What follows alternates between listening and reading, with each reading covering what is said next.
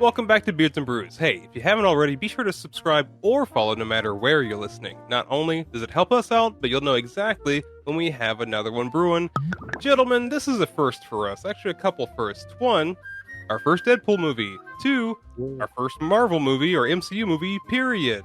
Is it really? I'm a little surprised we haven't gotten to something earlier, but what do you guys think of Deadpool and Wolverine? This is a Disney film, too. And we haven't done a Disney yet, have we?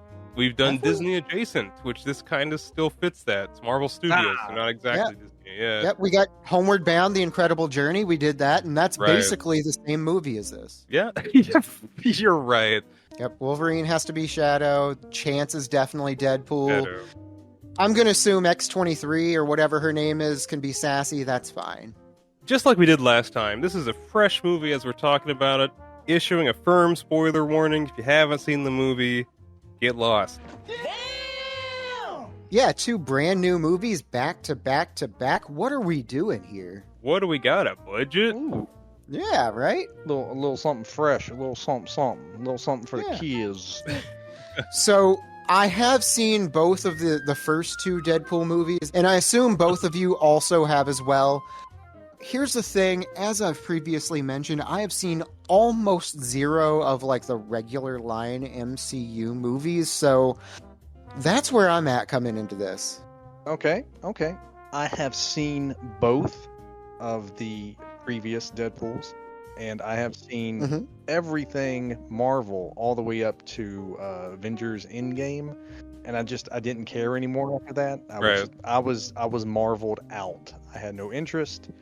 Yeah. But they said they were bringing this fucking bad mamma jamma, and Wolverine's my boy. I've been watching Hugh Jackman since I was like, 17 or something? Yeah, man. So there's no way that I'm missing this opportunity to see him in the yellow and blue. Like, come on. A cowl? He puts on the mask, yo, and it's mwah, mwah. Nobody cared till I put on the mask. Bingo.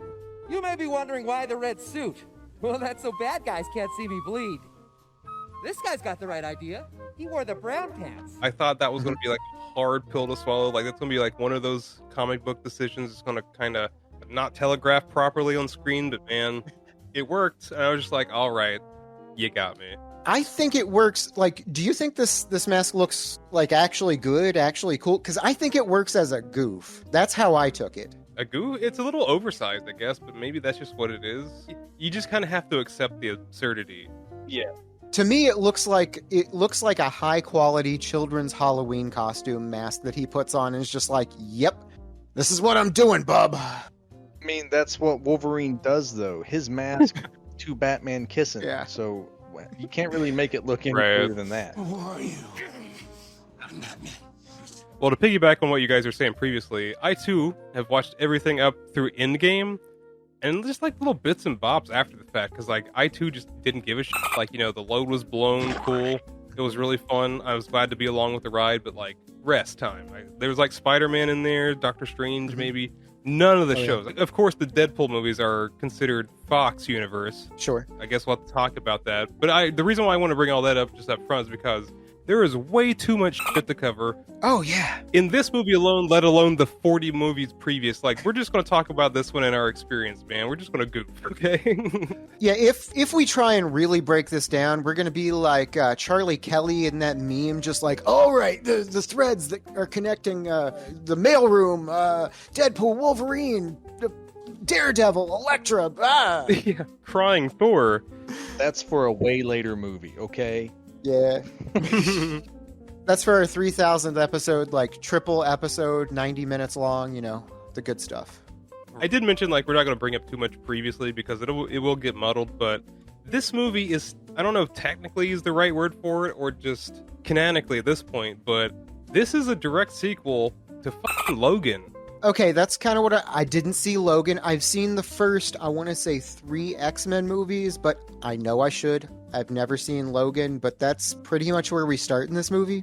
We get such an amazing scene of desecration, just 100% desecration, and it's in the best way, and something that should be, you know, frowned upon, I guess, you know, digging up this Wolverine and such. Good Lord, do you have such a fun time? Ryan Reynolds is just killing it with his banter. The props are amazing. And the whole dance scene, money. Money, yeah.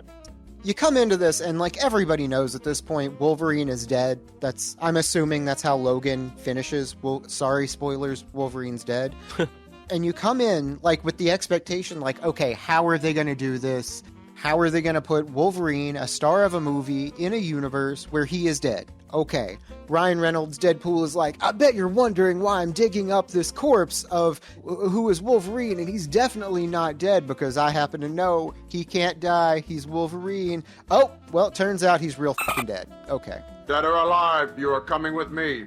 Brady, I remember forever ago, like when we spoke about Logan when it was fresh, you know, you and I, we both got a little emotional at the end, and it's such a striking scene. You know what? I felt kind of bad. Like, the end of Logan was like chef's kiss. That was a hard thing to pull off, and I enjoyed the beginning of this movie, but there's like a little nugget of me. I don't know if it's the filmmaker in me or something like that. I was just like, oof, man. Like in Godfather 3, like Vito just dug up old Corleone and just put an orange in his mouth or something, right? He's like, Wolverine can't be dead, but he looks real fucking Crypt Keeper-ish to me. And the whole, him turning it into just this unstoppable weapon and him popping the claws. I mean, you want to be, again, Eric, to your point, you want to be upset. But it's handled in such a fuck it way. Like, this is the ride you're taking. Let me show you. This is what we're doing. And you go, okay, I'm on board. Because we're going to get real fucking crazy if this is what we're opening with.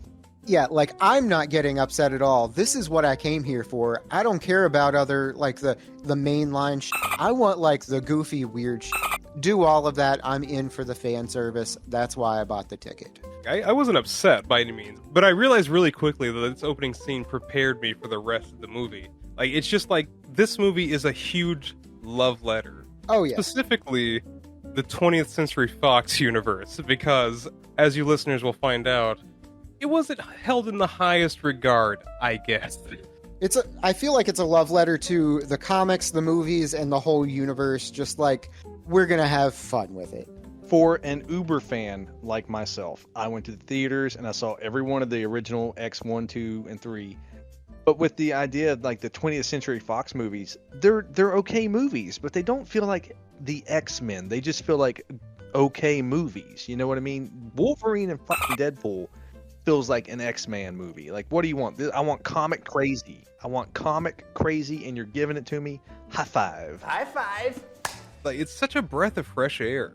Yep. The Marvel movies up until this point have like varied in quality. You know, everybody has their favorites and whatnot. But there was just like a solid tone up until Endgame. And after that, they were just like this cliff that everybody dropped off of. And this movie, even though it turns the whole thing up on its head, it's odd to say that it's as respectful as it is destructive. Okay. Yes. Yeah. It feels 100% like they took everything before, said, yes, it happened.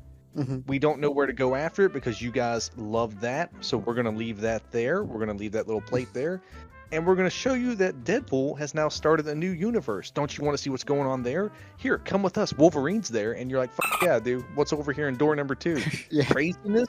All right, this universe is sweet too. Show me more. Well, I guess like there's a little bit of like a jump back and forth. But right after the whole opening scene with digging up Logan and all that stuff, we find out that Deadpool in the second movie with his little time thing at the end, spoilers, he kind of messed up the whole thing, and that's how he got wrangled in the MCU through the TVA, which, of course, if you've seen all 37 episodes of Loki, you know all about, right? I didn't do fucking shit. I do love the number of fourth wall breaks, which, of course, that's Deadpool's known for that. But he takes a little time to explain, like, hey, this is that one character from that one episode of Loki. Go watch that if you don't know who this is. I didn't, because I've never fucking watched Loki. I thought that part was fucking absolutely brilliant because for us, the people who aren't following that extended universe, because we don't give a shit, and they're like, hey, here's this guy. And you go, I don't know who the fuck that is. He's like, don't worry, he's this person.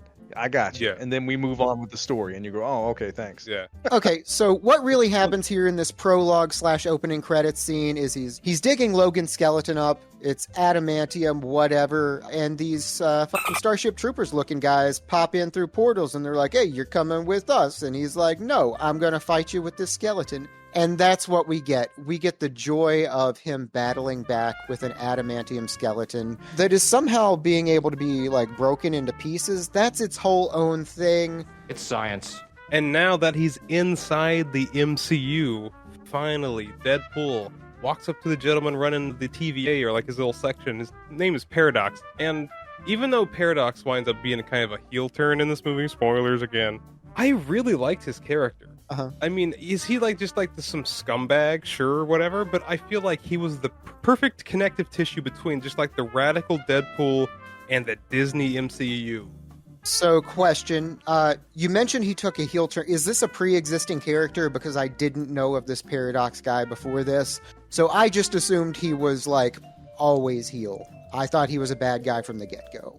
In terms of Deadpool and Wolverine, he's not presented as that first. So Yeah, he's basically like a good guy, quotes, because he's supposed to be watching over this universe to make sure it's okay. And instead of watching over it, he's like, "F this, I'm not wasting my career watching this shitty universe die because Logan is dead.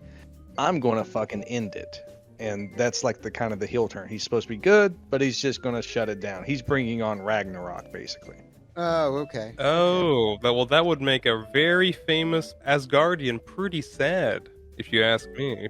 Ooh. And speaking of famous, crying, sad Asgardians, should I? All right, fuck it. But what I've got here today is Viking Blonde. This is a 5.0 alcohol by volume blonde ale out of Trademark Brewing Company from Long Beach, California. It's not very sweet. This is fairly dry for a blonde ale, which isn't bad, but it's just not really what I was expecting. That head dissipated super quickly. This is not very carbonated at all. In fact, like you can only see just a couple little bubbles, and I just poured this. Flavor-wise, it's a very middle-of-the-road blonde ale. There's not really anything special about it. There's some grassy notes.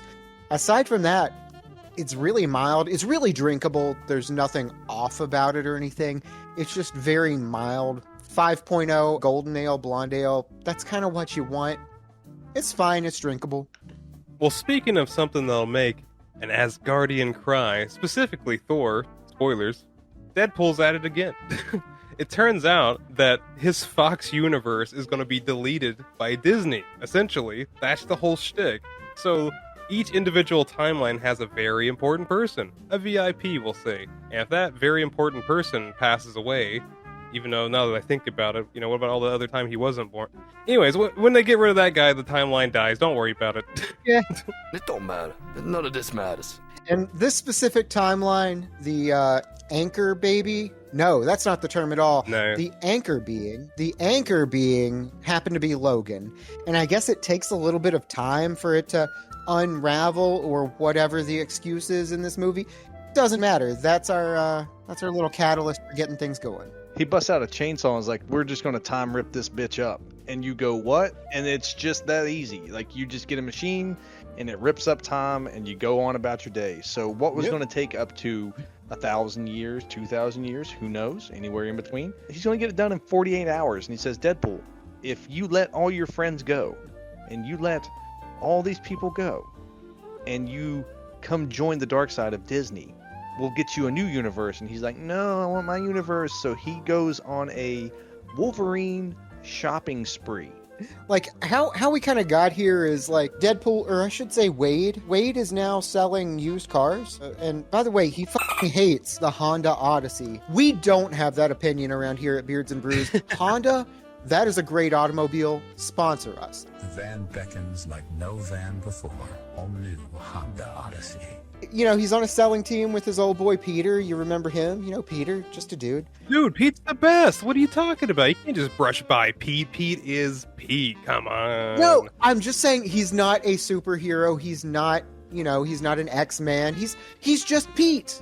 Look, just Pete. He's not a superhero, but I'll be damned if he's not a super friend. Everybody loves Pete. Everybody loves Pete, myself included.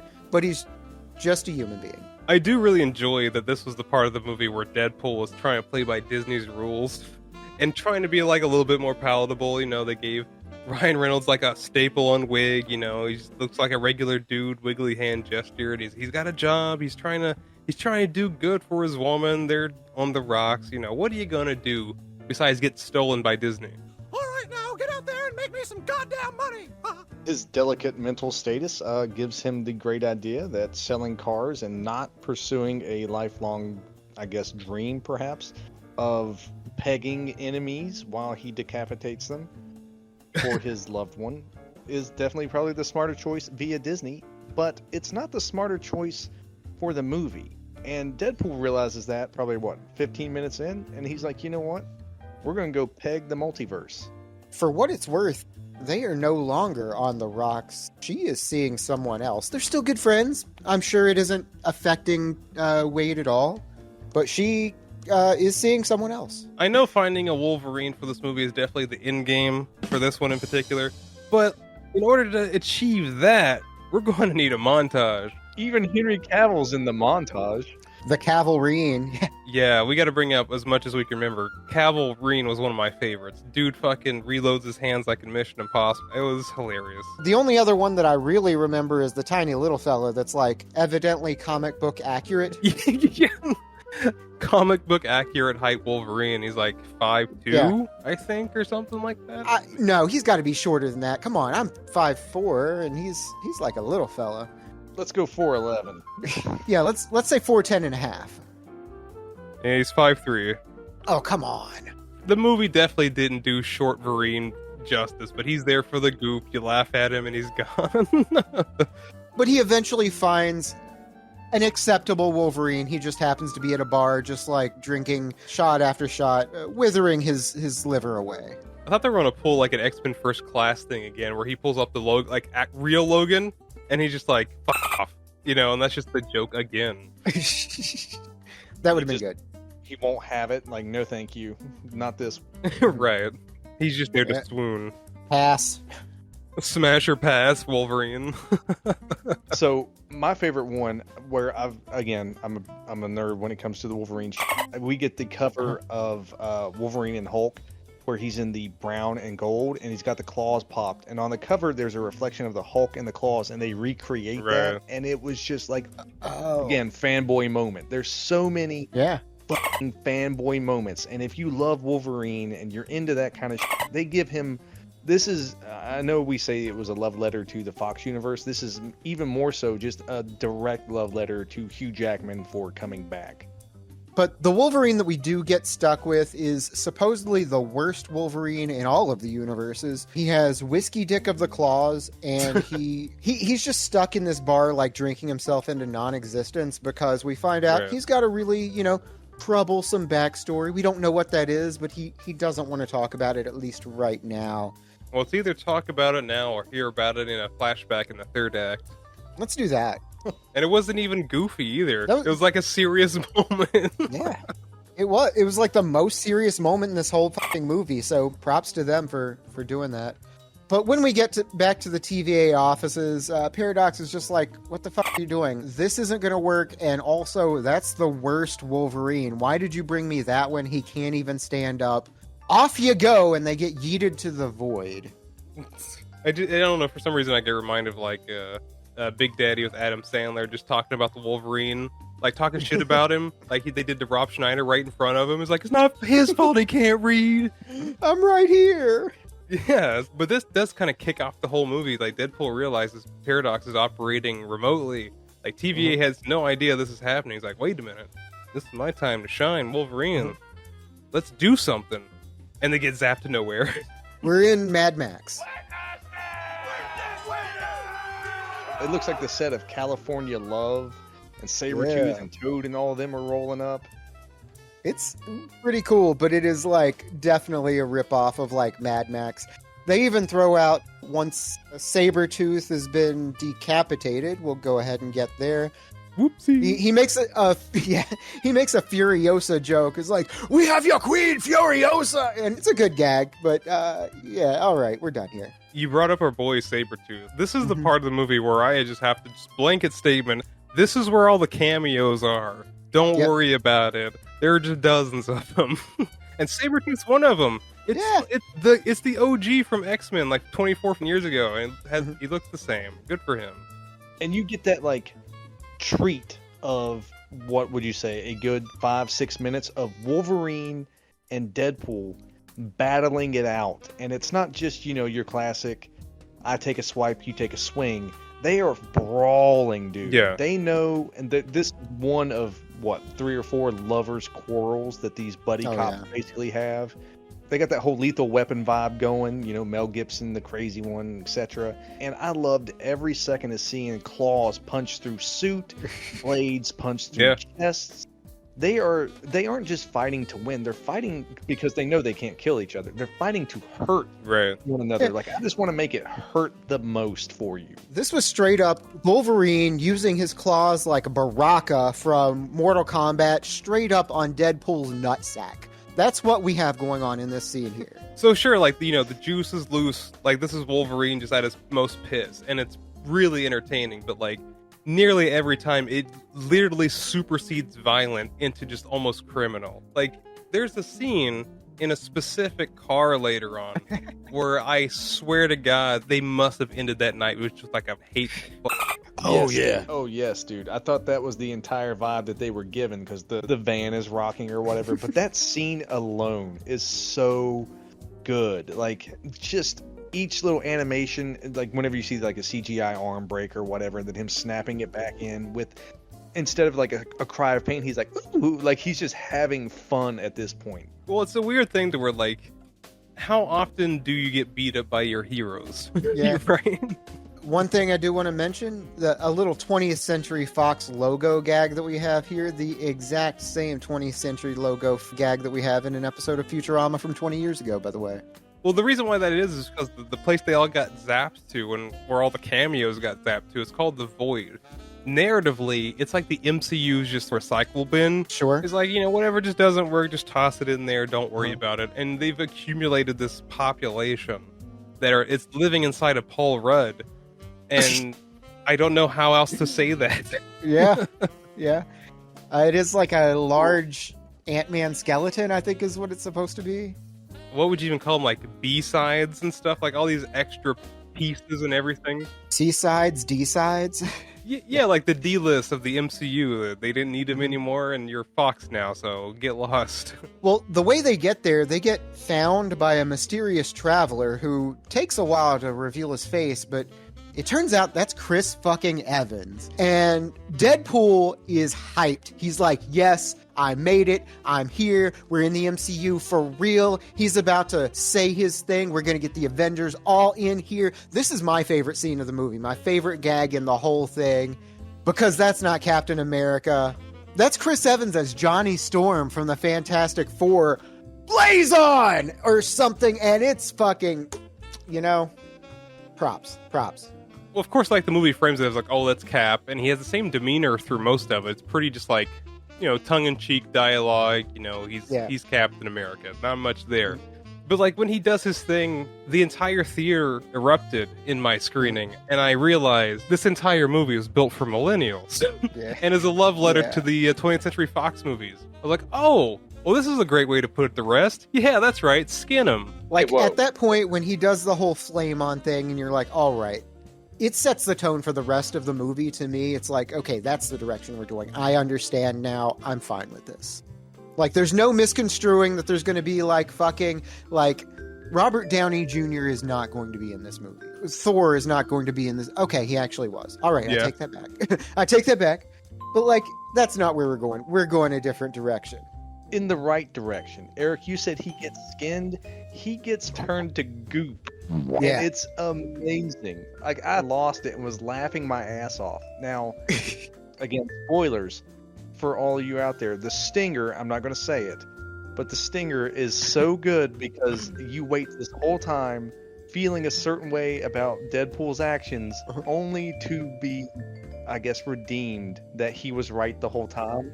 Yeah, I read that stinger differently than you guys, I think. Okay, well, you guys will like this. So, yeah, of course, Johnny Storm, he gets skinned alive because Deadpool reveals to the main baddie of this movie, who is Charles Xavier's sister. Sure. Yeah. And she just, like, takes his connective tissue, which is, like, a brand new sentence. Like, I don't know how to, like, simplify that anymore. And he just drops to the ground into a pile of viscera. Yeah. I was actually shocked. I was like, fuck. Yep. It's been pretty hard R, but, like, this is still an MCU movie. This is still a comic book movie. and I just saw Chris Evans just get turned into mincemeat. Yeah. Like, oh, all right, it's got some balls. Let's do it. He goes from Johnny Storm to Alex Mack real quick. I feel like that's the kind of reference that Deadpool would have to explain to me on screen. Yeah. It was pretty much 24/7 ball gags, brownie mix, and clown porn. Now, I do want to take a second to talk about like the big bad of this movie, or just like the medium bad. Cassandra Nova, Charles Xavier's sister. I don't know this character. I don't know this actress, but I think she does a great job in this role, trying to be like the singular, like really serious character, the really like, I don't know, sort of like the peg that keeps everything moving around it. I think she does a really good job.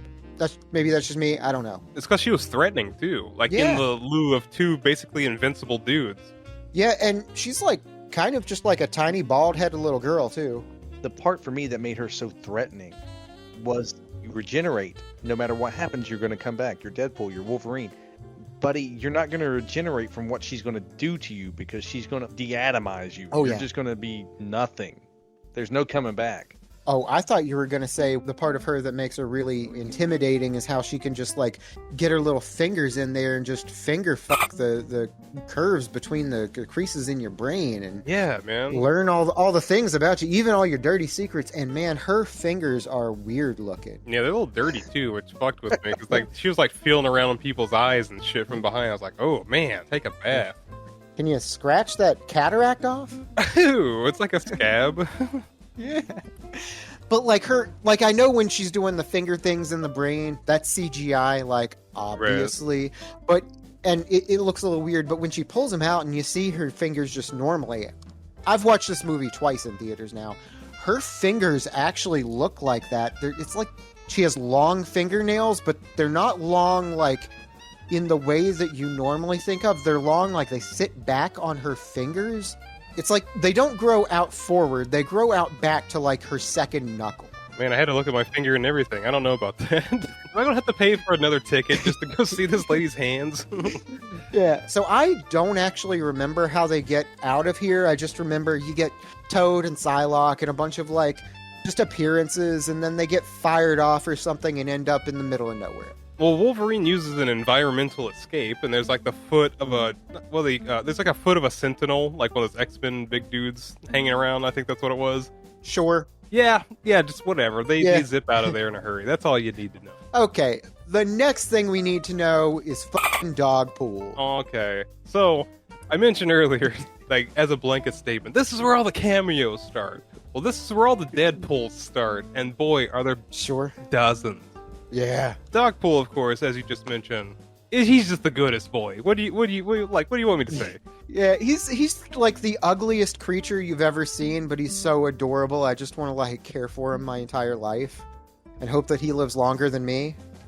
He's just so goddamn ugly. You just have to protect him with your whole life.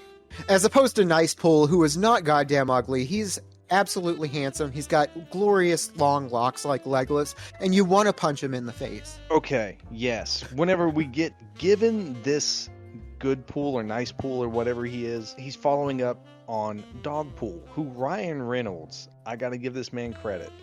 This dog is licking his mouth and Ryan Reynolds is licking back. And he's taking it. It's for the film, you can say whatever, but like ooh. And Nice Pool is just staring at him, and I love that he's nice through the entire film. Nothing obsessing, nothing makes him like do anything wrong. But when he sees that, just for that moment, he does like the eye raise, like head cock, like what?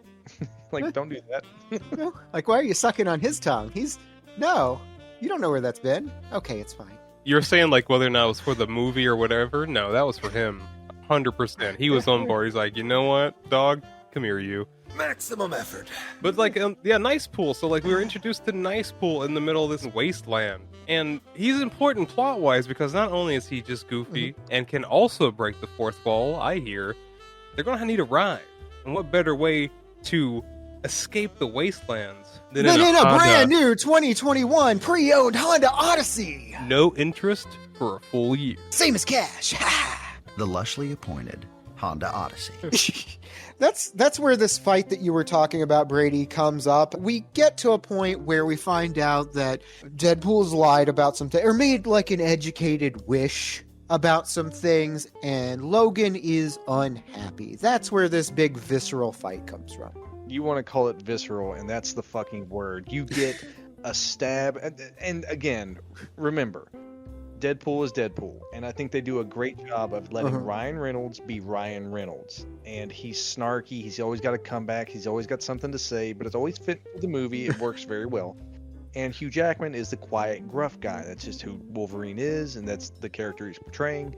But once he has enough throughout the movie, every time Deadpool kind of crosses the line or goes a little bit too long in his breath, Wolverine just starts stabbing him. And it just turns into a fight. And it's wonderful every time. You open your mouth, you get the claws. He even, during the fight, he's even got little snarky things. And he'll pull out like a large sword, of course. It doesn't fit inside the minivan. Well, he pulls out a tiny knife and declares, "Tiny knife," and stabs him in the leg with said tiny knife.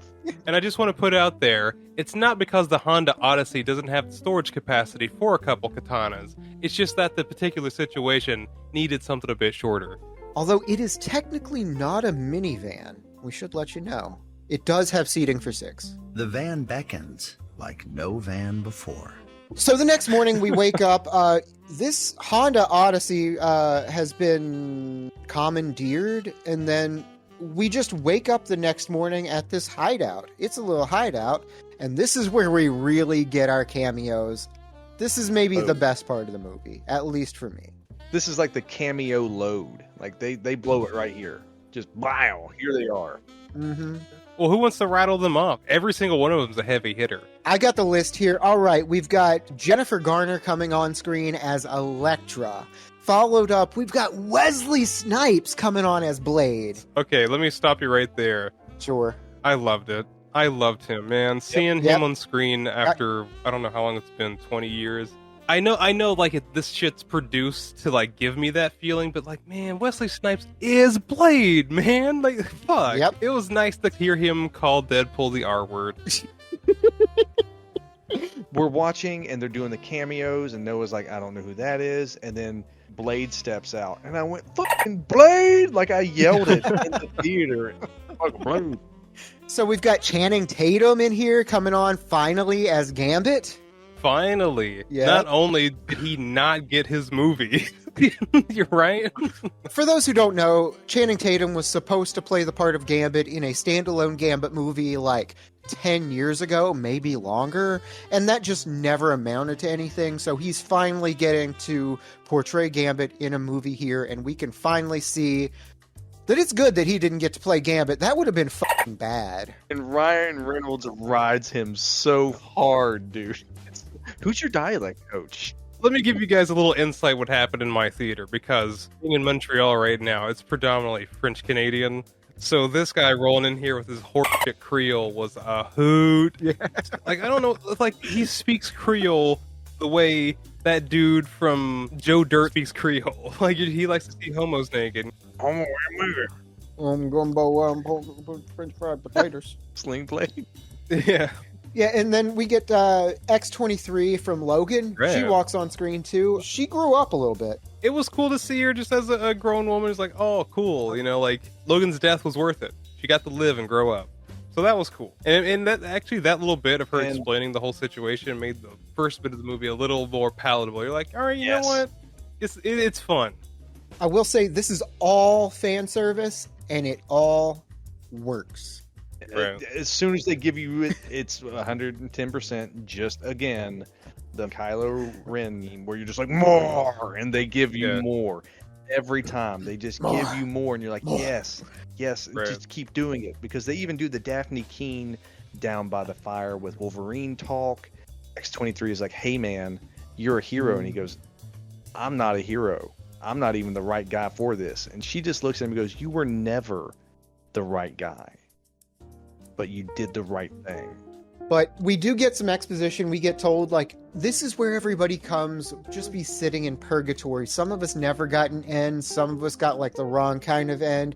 We've got a lot of comrades over the years that just sort of fizzled away or whatever. Quicksilver, we had the Fantastic Four.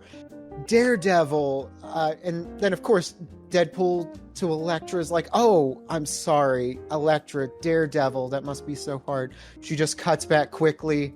It's fine. Yeah. Daredevil, famously played by her ex-husband, Ben Affleck. Oh my God, be still my heart. I love how it both settles the character and also just eliminates any chance Ben Affleck coming to the MCU. Just like, nah, don't worry about it. Yep, it's fine. You're DC now. Right. Now the boys are back in town, and Wolverine's having a crisis of conscience. But you know they're not going to let the big action scenes pop off without him. And sure enough, they don't. Everyone rolls in with like fucking bazookas that they got from John Travolta-esque Punisher. And man, oh man, let me just say, whenever everyone gets out of the minivan to take their battle stance, again, Technically not a minivan. okay, but it's got seating for 6 and maybe one in the back. Yep. Honda Odyssey. There's something for everybody.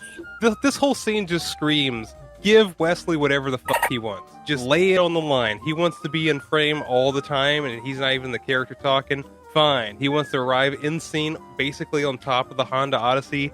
Fine. You want him to have a unique line basically throwing the next Blade movie under the bus? Absolutely. Some motherfuckers still want to ice skate uphill. Yes. Oh man, I just, hand on chest, I was like, Yep. that was for me. I appreciate it. So they blast with a bazooka into Ant-Man's exoskeleton. No, there's a dead dude in there. He's just long dead. Oh, that's his actual skeleton, not okay. I never saw Ant-Man either, so This scrimmage is a lot of fun. There's a lot of hard-hitting action in there, and all the while, this whole shtick is just so they can get out of town. and I guess the idea, I'm not sure they thought it through all the way. The idea is they're going to take Juggernaut's helmet. Juggernaut's here, by the way. Juggernaut's helmet and put it on Cassandra so that she can stop using her, mind energy and they can control her. That doesn't help them get out of there. But that's the idea. So you have, the team downstairs trying to get the helmet, then you got the team upstairs trying not to get killed. It's like this perfect symmetry. It rhymes. I think the idea is let's go in and avenge our friends who never got a good ending so that they have not died in vain. Even if we put up a good fight, then we've done our duty. A big send-off to some of our favorite talent. And we get this moment to where, they're getting ready to be sent through this portal, and the big thing, the ghost cloud from Loki, is there to eat everybody, and you see all the heroes standing triumphant, knowing that even if they die in this moment, they finally amounted to something by making it to the MCU. And it's sweet, it's cute, it's kind of poignant. You're like, this is awesome. And for what you said earlier, Eric, if Blade wants to be in the center of the shot, I want to see another Blade movie in the MCU with Wesley Snipes. He could still do it. He had the look, man. Yeah. He had the look. Give him anything he wants, throw any amount of money at him that he is asking for. Just please get the man an accountant that will pay taxes. I can tell you right now that I've heard a lot about the troubles of this next Blade movie coming up, like the MCU Blade movie. I am 0% interested in seeing that movie. If I got a little hint, just a tiny whiff of, Wesley Snipes, yeah, he's like the new Blade's teacher, I'm on board. Teach him to ice skate uphill, please. Yeah, they pulled him in from another multiverse. Here's your Blade. He's going to teach you how to blade. Because without that blade, there is no Blade, period. Yep. End of the day, the fight concludes, all the heroes are heroes, and Deadpool and Wolverine, they skedaddle out of the void. And where do they go? Back home? Where is she going to go? Yeah, you're right. They succeed, get the helmet on Cassandra, and Pyro, for some reason, because he's been working with Paradox, comes around the corner and shoots her in the belly. Don't even know why, but Deadpool and Wolverine take it upon themselves to save her. She's like, all right, you did me a good, I'll do you a good. Here's a portal, jump through it. You got 4 seconds. Okay, cool. Now I'm going to follow you and try and destroy your world again. Catch you fuckers at a bad time? As Deadpool mentioned, this is the third act, and they have to raise the stakes. So her being in the MCU world means that she's going to take that little Ripper machine that we spoke about earlier and just, you know what? Let's just delete all of time. Fucking Control X. Not to be confused with Tim Ripper Owens, the second lead singer of Judas Priest. Also the subject of major motion picture Rockstar, starring Mark Wahlberg. Not him. Is it like a spiritual successful to Boogie Nights? Exactly a spiritual successor of Boogie Nights. And then she's like, ook. Ook. Plain and thing. All right, so we're in the final stretch here. Everybody's on their way down to this subway to try and get a hold of this Time Ripper. Oh yeah, we get treated though to the secondary antagonist going, I don't think so. Here, let me take up your time and become the primary antagonist by upping the stakes, as you said, Eric, by unveiling an army, just like every MCU has to do, of basically ads for them to fight. Here come the Deadpool Corps. And man, oh man, just pick a Deadpool, he's there. You want Ghoul Deadpool? It's Matthew McConaughey. He's there. Matthew McConaughey was the cowboy Deadpool. Blake Lively was the lady pool. Ryan Reynolds' two children are also in there as baby pool and kid pool. The floating skull was Nathan Fillion. There's everybody in here. Yeah, there's so many Deadpools. Like, I'm not a huge comic book guy. Like, I know maybe like just a couple just through pop culture, but like, there's just shit on the screen. Like, I don't know who's there, but it's just everybody. Yeah, this is like Kendrick Lamar, Not Like Us, that concert that he had, where just like everybody, it doesn't matter who you are. If you're a part of the culture, you showed up. This is the real Slim Shady video with Deadpools. Eminem pool. And there's 60 of them. But these are all like bad guys, though. They're going to fight him. I'm about to do to you what Limp Bizkit did to music in the late 90s. Nice Pool finally shows back up again along with Dog Pool and gets to be used as a human shield. Unfortunately, he doesn't regenerate. Yes. So he's just actually murdered. We all knew he was going to get got. You know why? Got some snazzy deagles on him. And they're gold. I mean, you got to take them, right? You got to loot. He genuinely gets a man killed in a vicious way. Like, he's eating bullets and coughing blood. And he's like, I don't think I'm going to make it. And he's like, you're going to make it. And then his fucking head explodes. And he's not hurt by it. He's like, oh my God. Oh my God. And then the camera pans over of Wolverine looking shocked to Deadpool. And Deadpool's just lifting the gold eagles up. They're so beautiful. Man, they should have used some Whitney Houston here instead of Madonna. I thought the use of Madonna was perfectly acceptable. As soon as that song kicked on and they come walking out and you got sleeveless Wolverine pulling the cowl up and they just go to fucking work. They just go to work in the most fan service, cute yet vicious, yet happy, smile. Just, if there's a happy word for it, that's what you feel when you watch Deadpool and Wolverine murder people. That's what it's all about. And in fact, the movie accentuates that because as soon as he does pop the cowl, not only is the audience watching Wolverine, but Deadpool is too. I don't want to sound too judgy here, but are these boys queer? Yeah. All he pops his claws. Is this queer? Is this queer? Yep. We really do need Deadpool, Wolverine, Joe Dirt universe. That needs to happen. Yeah. I'm curious to hear what you guys thought about this particular action bit because, like, I was getting like hard old boy vibes and stuff with just like the one long track, just going down the road and they're just chewing through people like old boy did with the hammer. Like they run on the bus and there's like a Deadpool bus driver. I love it. Just for no reason. Yeah, that's really good. I had it down as Streets of Rage-esque though, because that's what I've been thinking about lately, I guess. Eric, I do like your old boy one though, because man, there's even the bit where like 6 Deadpools rush him and push him off the screen, and you're like, oh man, they're going to get him. And then all of a sudden they come flying back onto screen, and Wolverine and Deadpool are, of course, whipping their asses, and you're like, yeah, they got him. So finally, Pete runs onto the screen and is like, wait, no, these guys are with me. We got to go. Leave them alone. And apologies to Pete. Like, we've only brought him up once in this cast. He deserves much more. Let's be honest. He's Pete. Yeah. I think he should be the real Anchor Baby. That's actually a brilliant idea. So that you can just keep all that shit in circulation. That's great. Yeah.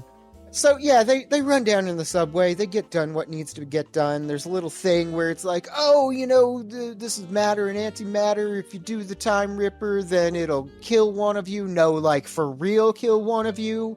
like actually, and so you got to decide who's going to sacrifice himself for the greater good. And you get this little moment of who's gonna do it. Oh no, it's definitely gonna be Deadpool because he'll come back. Whatever, there's a million of them outside, and Wolverine, as usual, steps up and is like, "I'm the right guy," and he's like, "Oh no," and you get this moment of, "Oh yes, this is what we want." This is Hugh Jackman again writing himself out of the MCU. He wanted to come back, do one more. Ryan Reynolds then goes on to say, no, you'll be doing these until you're 90, jumps inside the vault, locks him out, and then the power of teamwork, ladies and gentlemen. Yeah, honestly, they just have a little selfish fight about who's going to be the most selfless to save this universe. Yeah. But it turns out when you run matter and antimatter through a Deadpool and a Wolverine, it turns out they kind of cancel each other out. Boom, bop, boom. Everybody wins. It's science. So is that the message of Deadpool and Wolverine? It's teamwork that makes the dream work. Yeah, at the end, we get a nice little wrap up. Dogpool runs on, so we get that nice little closure with... That's not even closure. He's probably taking Dogpool home.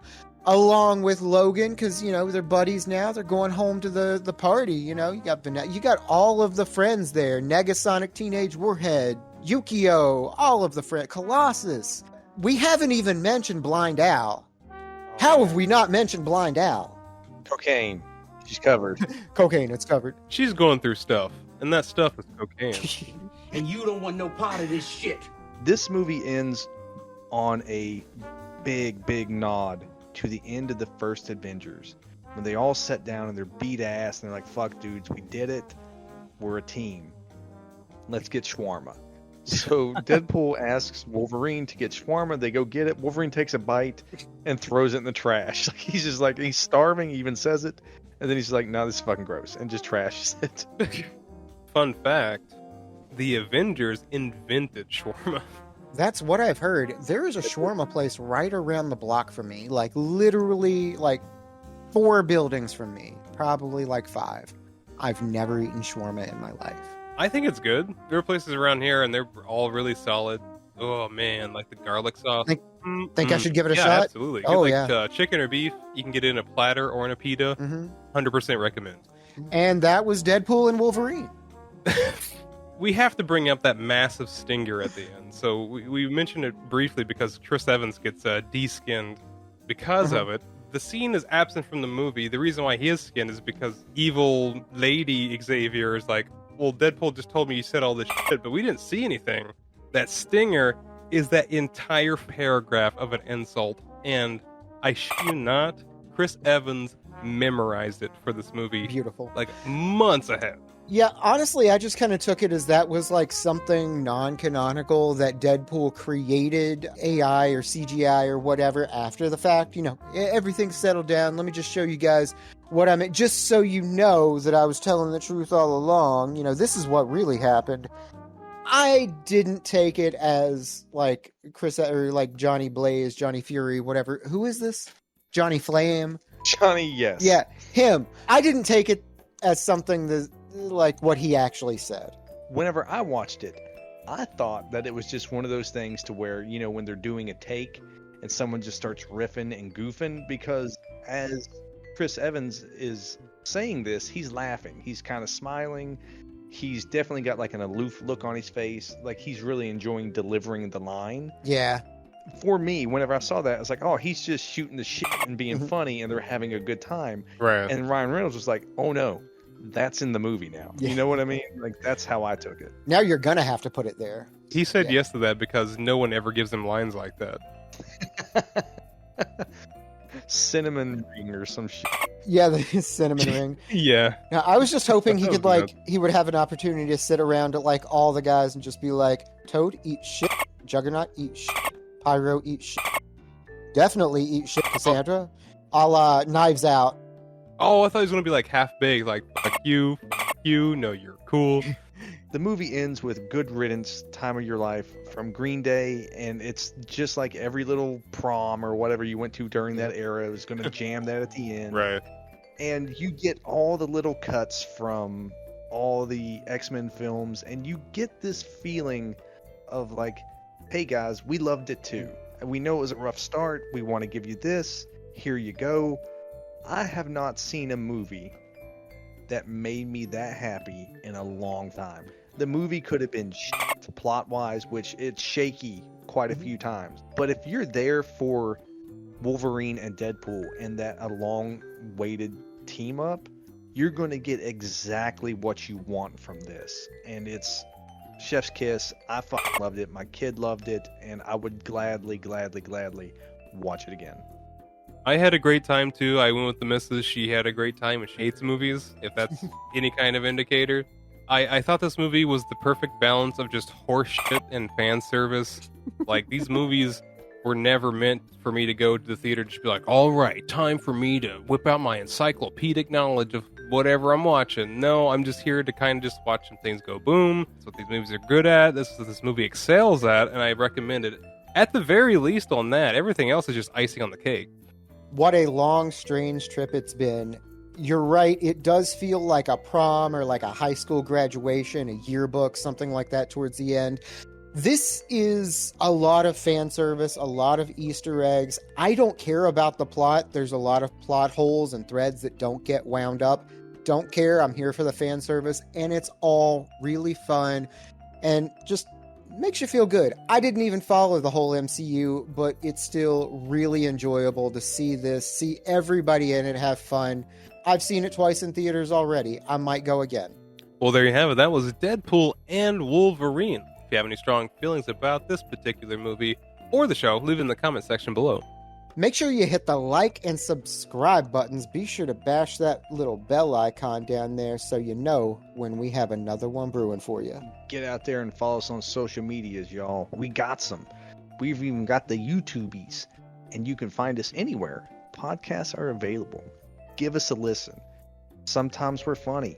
And just like with this film, sometimes you'll laugh, sometimes you'll cry, but you're always going to learn a little bit more about pegging.